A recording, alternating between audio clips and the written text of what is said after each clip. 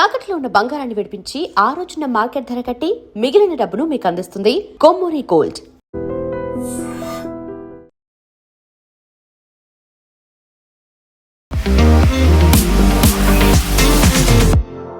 నమస్తే, నేను Kavitha. Welcome to I Dream News and నిజాలు. భారతదేశంలో సరికొత్త పార్టీ ఇప్పుడు ప్రకంపనలు సృష్టిస్తోంది. నిరుద్యోగ యువత దాని పట్ల ఆకర్షితులవుతున్నారు. Cockroach Janata Party chief justice of India Surya Kant చేసినటువంటి వ్యాఖ్యలు అఫెండింగ్గా ఉన్నాయి.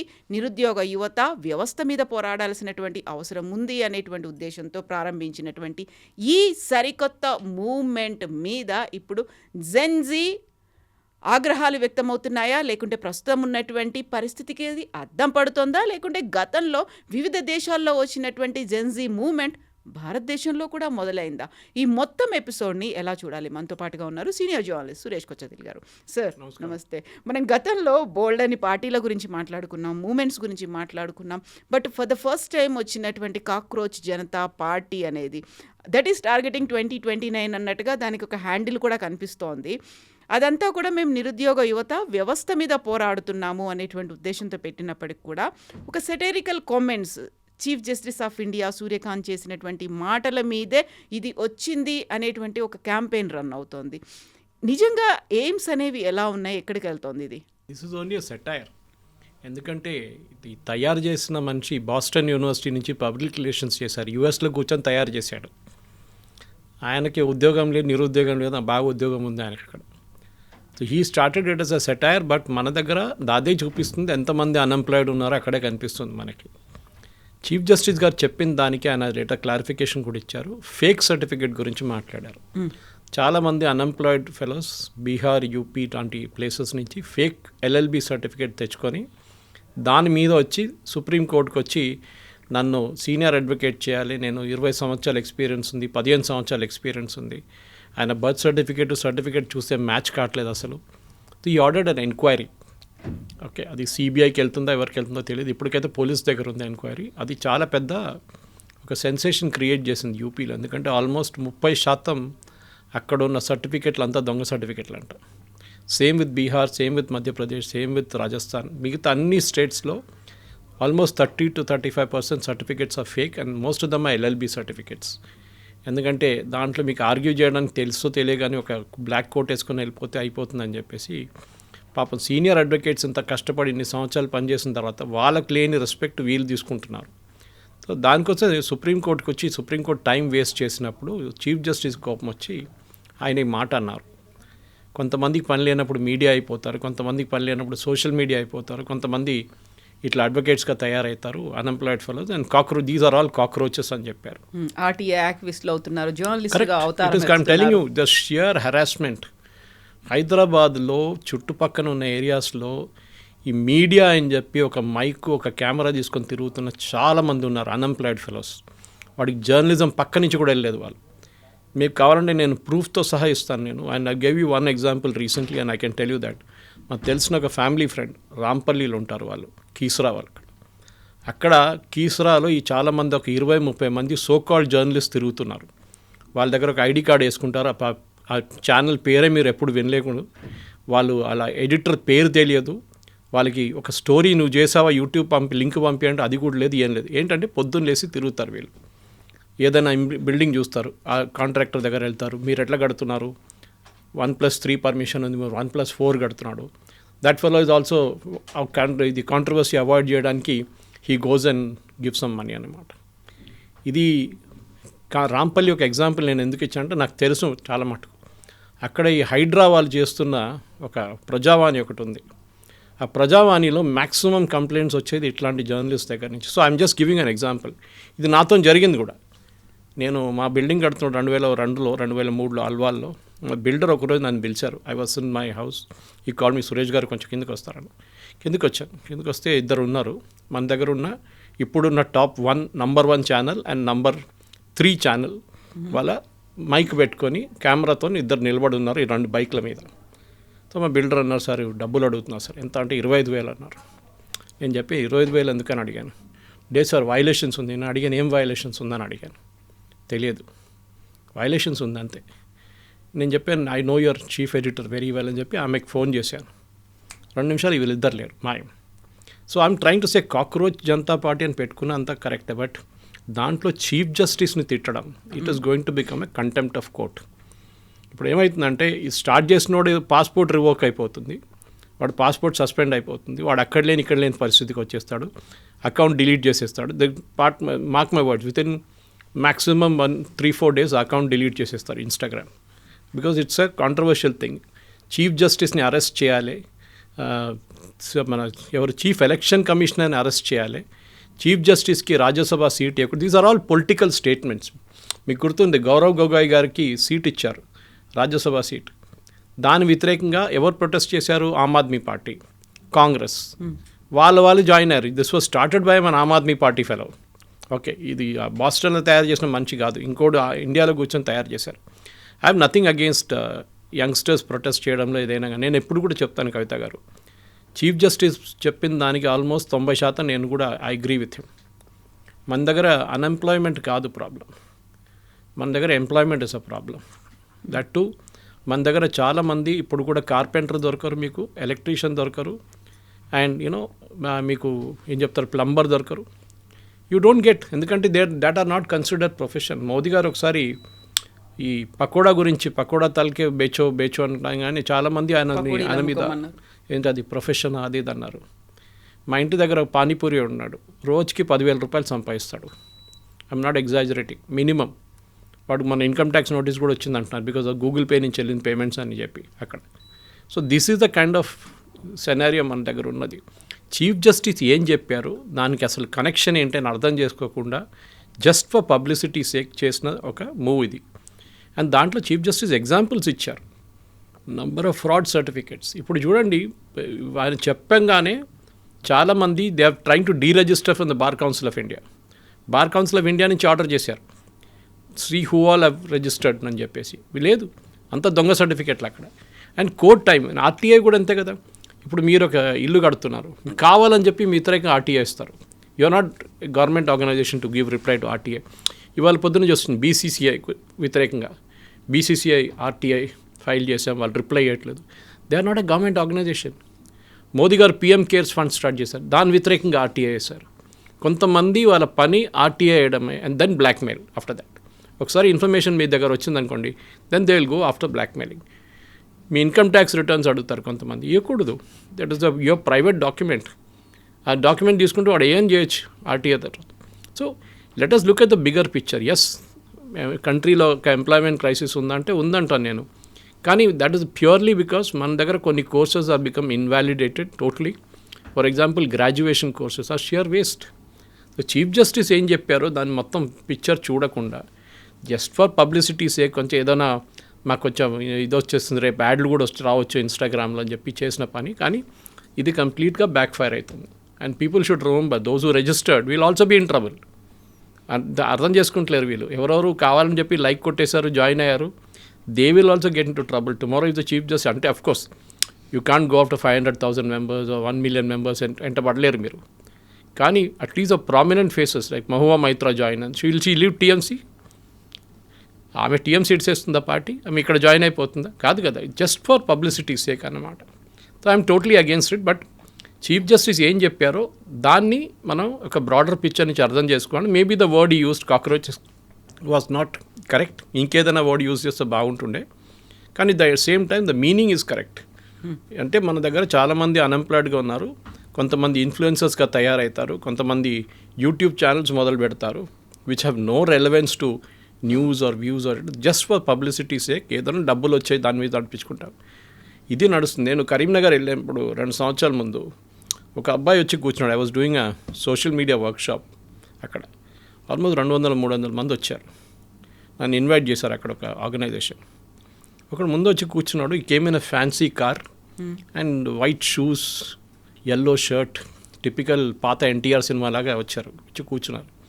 అంతా ట్రైనింగ్ సెషన్ అంతా అయిపోయింది. అడిగాను, బాబు నువ్వేం చేస్తావు అంటే, లేదు సార్ మా విలేజ్లో నేను విలేజ్ పక్కన ఉన్న సీన్లన్నీ తీస్తాను, దాంతో నేను ఇన్ఫ్లుయెన్సర్ అయిపోయాను, నేను కారు కొనుక్కున్నాను, నేను ఇప్పుడు నాలాగా ఇంకా 30 మంది తయారయ్యా సార్ అంటున్నారు. So look at the way it is not employment, అది it is only making use of a temporary fad అన్నమాట. అది ఇక్కడే బాధ అనిపిస్తుంది. ఎందుకంటే మీలాంటి నాలాంటి వాళ్ళు జర్నలిజంలో ఇన్ని సంవత్సరాలుగా పనిచేసిన తర్వాత suddenly you see one fellow, ఆయనకి అసలు వాళ్ళ ఎడిటర్ పేరు తెలియదు, ఏం తెలియదు. బట్ నేనంటే నేను జర్నలిస్టు, ప్రెస్ బ్యాడ్జ్ పెట్టుకుంటారు, కార్ వెనక స్టిక్కర్ పెట్టుకుంటారు. ఇప్పుడు చూడండి నా కార్ చూడండి, ఇప్పుడు కాదు, we had a law even in Times of India when I was there that మీరు ప్రెస్ స్టిక్కర్ యూజ్ చేయకూడదు అని ఒక రూల్ ఉండే మా దాంట్లో. నేను ఇప్పుడు కూడా ఫాలో చేస్తాను, అది పెట్టుకోను. ఎందుకు? Why do have to show off saying that we are from press? ఏదైనా స్పెషల్ ప్రివిలేజ్ వస్తుందా మీకు? ఏదైనా 2 కొమ్ములు వస్తాయా? అది నాకు అర్థం కాదు. This is what I'm against. So what chief justice said, ఆయన చెప్పిన ఆ సందర్భం ఏంటని అర్థం చేసుకోకుండా, ఆ కోర్టులో ఆ రోజు జరిగింది బార్ అండ్ బెంచ్లో ఉంది, లైవ్ లాలో ఉంది, ఒకసారి వెళ్ళి చూడండి. What was the conversation? It was the fraud guy who came. అది చూసి చీఫ్ జస్టిస్ కోపం వచ్చింది. I will fine you, I will make sure that your certificate is confiscated అన్నారు. అక్కడి నుంచి కాక్రోచ్ కామెంట్ వచ్చింది. చాలామంది పని లేని వాళ్ళు ఇట్లా తిరుగుతూనే ఉంటారని చెప్పారు ఆయన. అది యాంప్లిఫై అయిపోయింది. కాకపోతే వచ్చినటువంటి రెస్పాన్స్ చూస్తే అక్కడ అప్లికేషన్స్ని ఓపెన్ చేయడం కావచ్చు, లేకపోతే దాంట్లో యాడ్ అవ్వడం కావచ్చు, ట్విట్టర్లో ఆల్మోస్ట్ 1 లక్ష మంది ఫాలోవర్లు వచ్చారు, ఇన్స్టాలో 30 లక్షల మంది ఫాలోవర్లు వచ్చారు. అంటే ఉన్నటువంటి వ్యవస్థ ఎలాంటి కండిషన్లో ఉందో అది రిఫ్లెక్ట్ చేస్తుంది. ఒక రకమైనటువంటి అసహనం ఉంది, అసంతృప్తి అనేది ఉంది, వాటన్నిటిని రిఫ్లెక్ట్ చేస్తుంది. వ్యవస్థ ఎంత చిన్న చూపు చూస్తుందా, లేకుంటే వ్యవస్థ కావాల్సినటువంటి సదుపాయాలు కల్పించలేకపోతుందా, లోపం అనేది ఎక్కడుంది అనే దాన్ని క్వశ్చన్ చేస్తోంది కదా అక్కడ. యూ కెన్ క్వశ్చన్, ఎవరు ఆపరు మిమ్మల్ని. We are in a democracy. Road లేకుంటే రోడ్ వేయచ్చు, రోడ్ మీద ఆర్టీఐ వేయచ్చు, మున్సిపాలిటీని మీరు ఫోటో వేసి మీడియాలో వేయచ్చు, చేస్తున్నారు చాలామంది అది.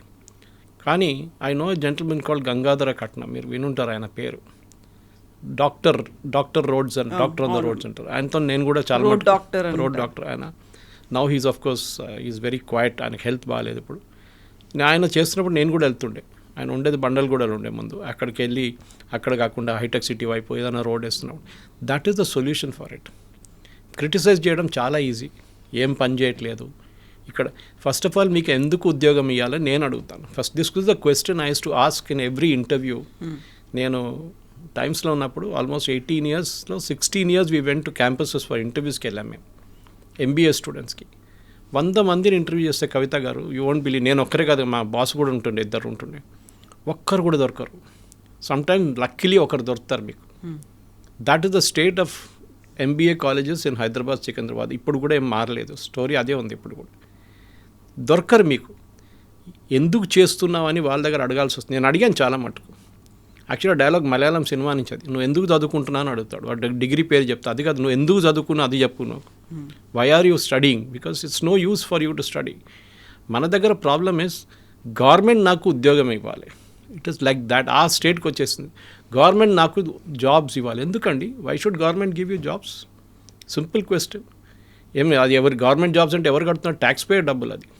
సో మీరు అడిగిన ప్రశ్నకి ఎస్, వ్యవస్థలో ఏదైనా లోపాలు ఉన్నాయి అంటే ఎస్, పాసిబిలిటీస్ దేర్. ఏంటి లోపం చెప్పండి. ఐఎమ్ రెడీ టు ఎంటర్ ఇంట్ అన్ ఆర్గ్యుమెంట్. ఎంప్లాయ్మెంట్ లేదు. ఎంప్లాయ్మెంట్ లేదా?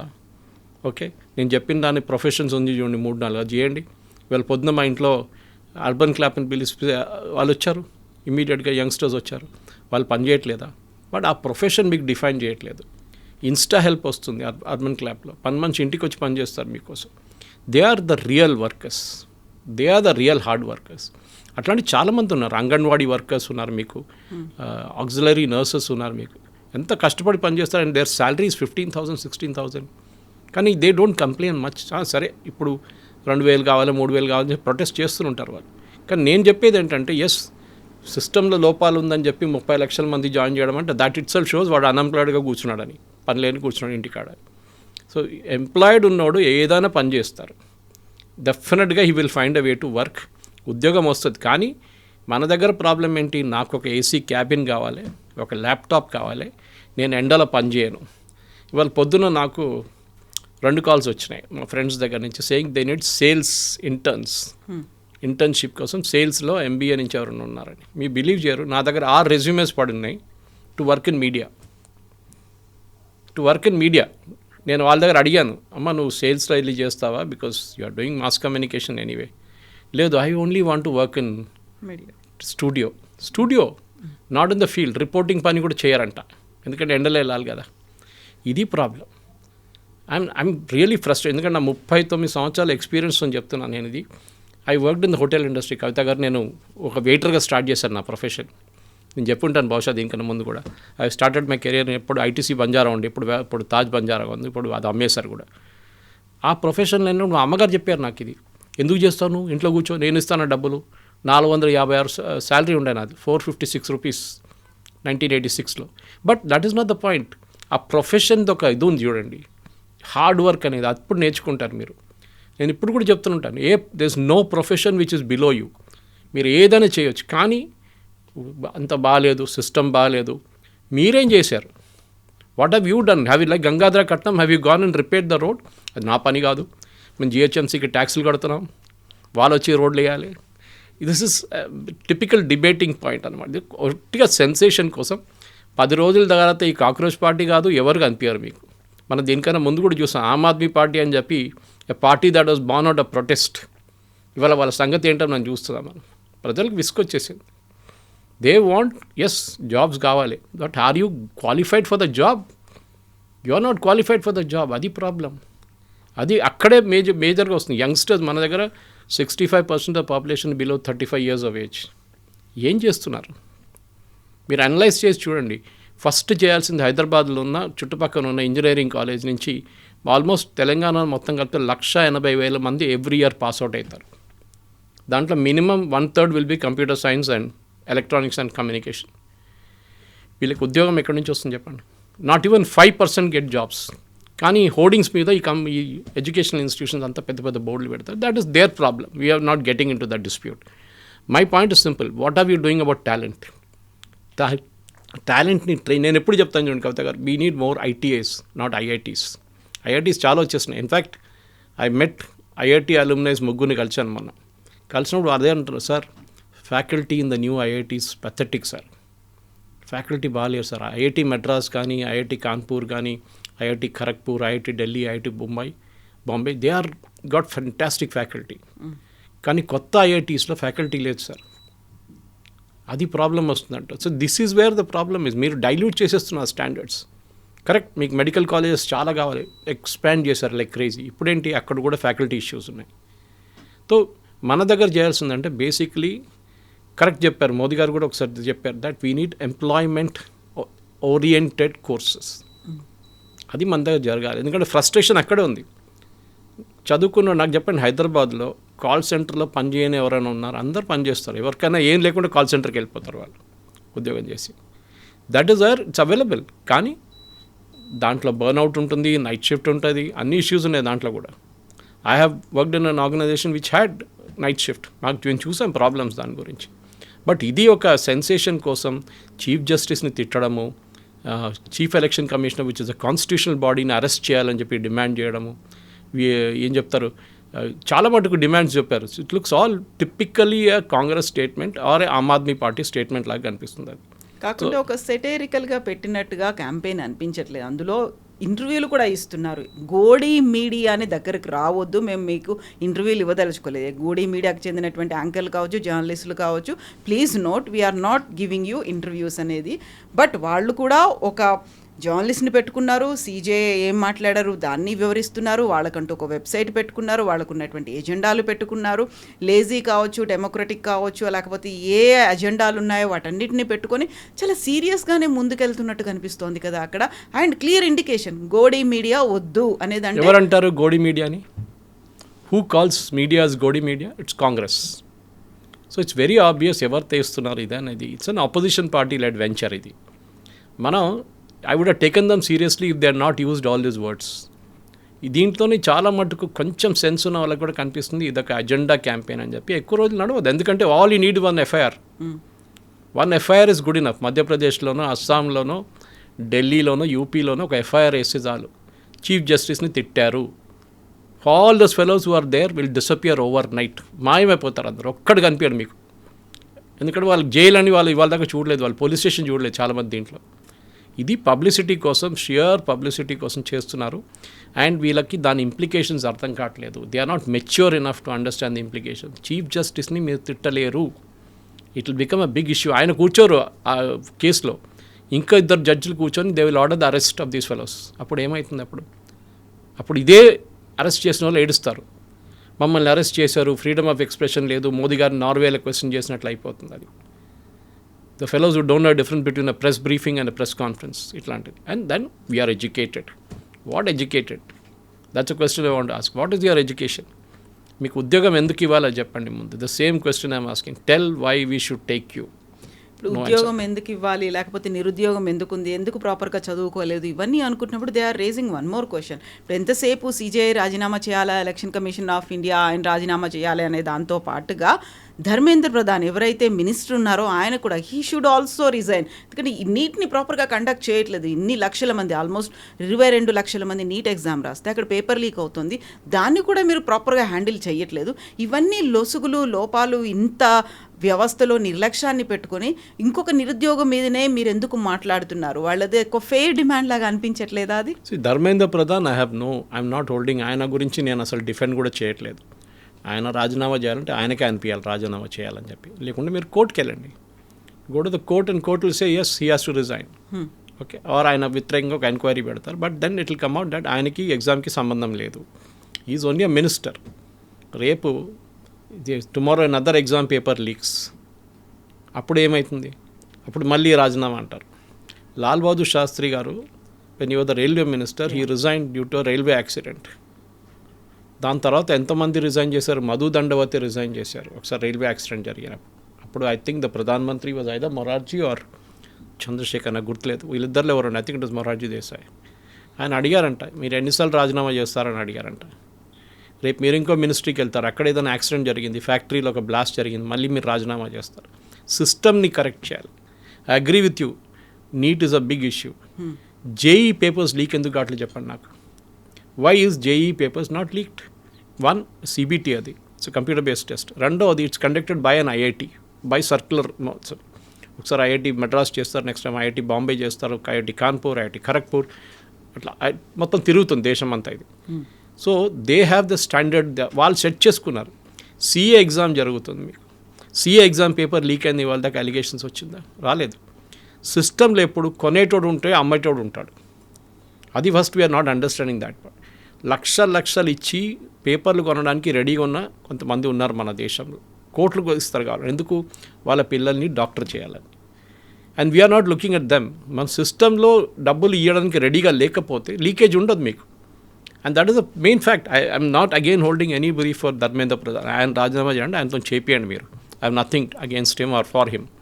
కానీ అదొక ఎక్స్క్యూజ్ కాదు. రేపు ధర్మేంద్ర ప్రధాన్ పోతే మళ్ళీ అంటారు మోదీ రిజైన్ చేయాలంటారు. దీనికంటే ముందు కూడా విన్నాం మనం, అమిత్ షా రిజైన్ చేయాలంటారు. దేనికి ఒక యాక్సిడెంట్ జరిగింది, Amit Shah has to resign. అరే ఇట్లా రాజీనామా చేసుకుంటే పోతే దాన్ని అకౌంటబిలిటీ ఎక్కడ ఉంటుంది? మీరు రేపు మినిస్టర్లే ఉంటారు మీకు. So I agree with you, NEET was a fiasco. ఒకటిసారి కాదు, రెండోసారి జరుగుతుంది. ప్రొఫెసర్ రాధాకృష్ణన్ కమిటీ ఒక రికమెండేషన్స్ కూడా ఇచ్చారు చాలా మటుకు.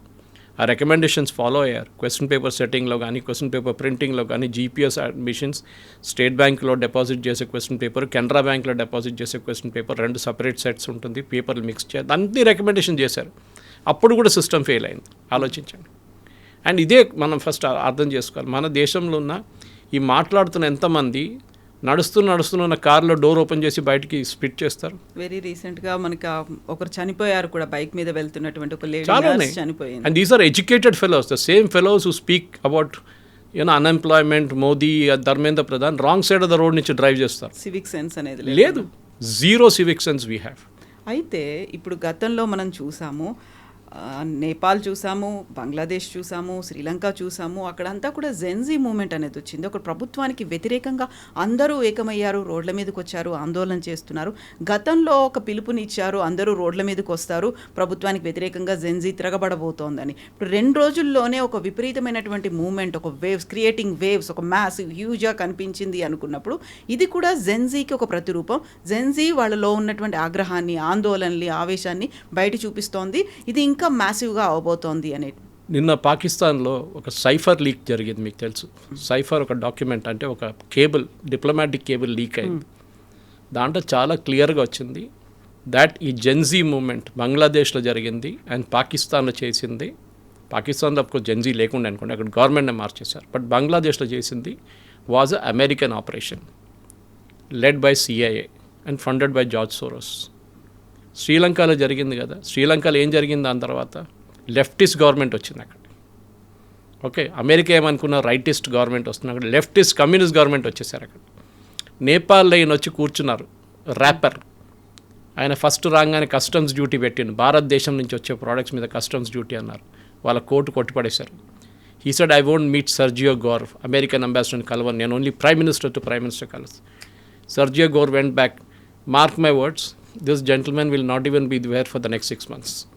జెన్జీ మూమెంట్ అని చెప్పడం చాలా ఇది. It was funded, totally funded అని ఆ పాకిస్తాన్ డిప్లొమాటిక్ కేబుల్ చాలా క్లియర్గా చెప్తుంది. ఇమ్రాన్ ఖాన్ని కావాలని గద్దె దింపారు, గవర్నమెంట్ చేశారు. జెన్జీ మూమెంట్ జెన్యున్గా జరిగితే ఎన్నో డిక్టేటర్షిప్స్ ఉన్న దేశంలో ఎందుకు జరగట్లేదు? కిమ్ జాంగ్ ఉంది, నార్త్ కొరియా, చైనా ఉంది కదా, పుటిన్ ఉన్నారు కదా, ఎందుకు అక్కడ జరగట్లేదు? It is only happening in countries. అదే షేక్ హసీనా క్లియర్గా చెప్పారు. సెయింట్ మార్టిన్ ఐలాండ్స్ నా దగ్గర అడిగారు, ఒక white man came and asked me, his name was Donald Lu. The same man పాకిస్తాన్లో ఇమ్రాన్ ఖాన్ని దింపారు. శ్రీలంకలో Sri Lankan government has given a statement, Sri Lankan government saying that Donald Lu was responsible for the street riots in Sri Lanka. So these are not automatic. See, యంగ్స్టర్స్కి పనులు చాలా ఉన్నాయి. మీరు United states of అమీర్పేట్కి వెళ్ళండి, మన దగ్గర లక్షలాది మంది పిల్లలు అక్కడ నుంచి చదువుకొని బయటకు వచ్చారు. ఇవాళ కూడా వెళ్తే మీరు ఒక 20,000 మంది అక్కడ తిరుగుతూ ఉంటారు పైకి కిందకి. ఏదేదో పైథాన్ కోర్సు, ఆ కోర్సు, ఈ కోర్సు, ఫుల్ స్టాక్ అన్నీ నడుస్తుంటుంది అక్కడ. వై? బికాస్ మన ఇంజనీరింగ్ కాలేజ్ సిస్టమ్ ఫెయిల్ అయింది. Ameerpet is providing more courses than engineering colleges. ఆ గ్యాప్ పోయింది అక్కడ. మనం ప్రాబ్లం ఏంటంటే మన ఇది ఎసోటోరిక్గా, ఇది డ్రాయింగ్ రూమ్ డిబేట్స్ అంటా. నేను ఎప్పుడు డ్రాయింగ్ రూమ్లో కూర్చొని చెప్తుంటా, అరే ఇది దేశం బాగాలేదు, దేశం పోయింది, గోడీ మీడియా. ఇది గోడీ మీడియాని వర్డ్ యూజ్ చేసేది ఒక particular set of political parties. దాంతోనే తెలిసిపోతుంది that is deliberately was setup by a particular gang. ఇది ఎక్కువ రోజులు ఉండవు. చూసాను, దేనికన్నా ముందు కూడా అరవింద్ కేజ్రీవాల్ పిలిపించారు యంగ్స్టర్స్ అంతా రోడ్డు మీదకి రావాలని. ఎంతమంది వచ్చారండి? మన దాంట్లో ఒక లాఠీచార్జ్ దినమని చెప్పండి ఒకసారి. We all went through lathi charge. Jayaprakash Narayan Navnirman మూమెంట్లో ఉన్న మనుషులు నేను కూడా ఉన్నాను దాంట్లో. పోలీసులు కొట్టిన లాఠీ నాకు ఇప్పుడు కూడా తెలుసు, రాజ్భవన్ దగ్గర. అది we have gone to police station, got arrested. MM Hashim home minister ఉన్నప్పుడు తీసుకెళ్లారు మమ్మల్ని పోలీస్ స్టేషన్కి. మేము చూసాం. దీంట్లో ఇప్పుడున్న యంగ్స్టర్స్ ఎంతమంది పోలీస్ స్టేషన్కి వెళ్తారో చెప్పండి. వాళ్ళ పేరెంట్స్ అంటారు, ఓ పోలీస్ స్టేషన్ వెళ్ళకూడదు, నువ్వు ఇంట్లో కూర్చో. This is the problem. These main మాట్లాడడానికి they will be hundreds of such fellows. Kavitha garu, with in ఒక 2 నెలల తర్వాత మనం ఇదే సబ్జెక్ట్ మీద డిబేట్ చేద్దాం. అప్పుడు ఈ సైట్ ఉంటుందా, ఈ మనుషులు ఉంటారా?